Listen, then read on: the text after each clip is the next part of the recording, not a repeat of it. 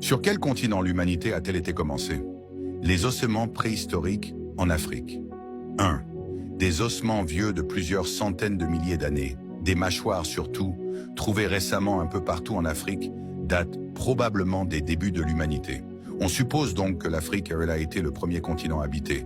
L'Afrique du Sud, l'Afrique orientale, lac Nyassa, le Maroc, l'Algérie. C'est au Tanganyika, à Oldoway, qu'ont été trouvés les ossements les plus anciens. 2. D'autres restent moins anciens, bien que très vieux, 100 000 ans peut-être. Jusque-là, les hommes avaient un cerveau moins développé que de nos jours. Le front fuyant, les mâchoires puissantes, de longs bras. 3e, des restes plus récents encore. La vie humaine s'est répandue partout en Afrique, et notamment au Sahara qui était alors un pays arrosé et verdoyant, au nord de la boucle du Niger.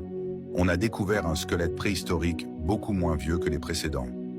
C'est sûrement un Africain qui remonte à 6000 ans environ. 4e, pendant cette longue période qui couvre des centaines de milliers d'années, l'homme a lentement évolué pour devenir ce qu'il est aujourd'hui.